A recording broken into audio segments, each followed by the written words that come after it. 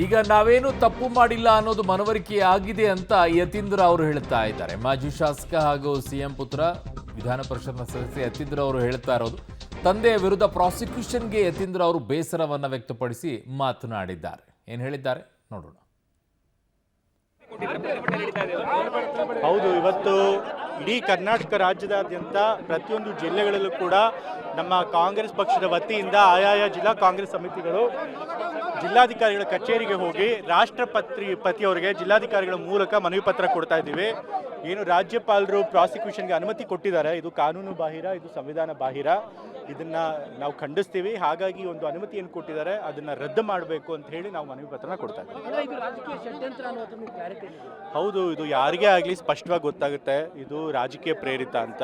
ಇವತ್ತು ರಾಜ್ಯಪಾಲರ ಕಚೇರಿನ ಉಪಯೋಗಿಸ್ಕೊಂಡ್ರು ಕೇಂದ್ರ ಸರ್ಕಾರ, BJP ಪಕ್ಷ ಮತ್ತು JDS ಪಕ್ಷಗಳು ಒಂದು ಚುನಾಯಿತ ಸರ್ಕಾರನ, ಜನಾದೇಶ ಪಡೆದಂಥ ಸರ್ಕಾರನ ಆಧಾರರಹಿತವಾದಂಥ ಆರೋಪ ಮಾಡಿ ಬೀಳಿಸುವಂಥ, ಅಸ್ಥಿರಮಗೊಳಿಸುವಂಥ ಪ್ರಯತ್ನ ಪಡ್ತಾ ಇದೆ.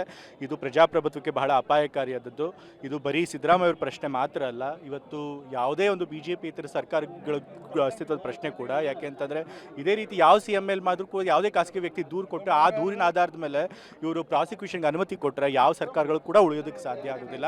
ಹಾಗಾಗಿ ನಮ್ಮ ದೇಶದ ಪ್ರಜಾಪ್ರಭುತ್ವದ ಪ್ರಶ್ನೆ ಇದು. ಸೊ ಹಾಗಾಗಿ ಇದನ್ನು ಗಂಭೀರವಾಗಿ ಪರಿಗಣಿಸಬೇಕು ರಾಷ್ಟ್ರಪತಿಗಳು ಅಂತ ಹೇಳಿ ನಾವು ಮನವಿ ಮಾಡ್ತೀವಿ.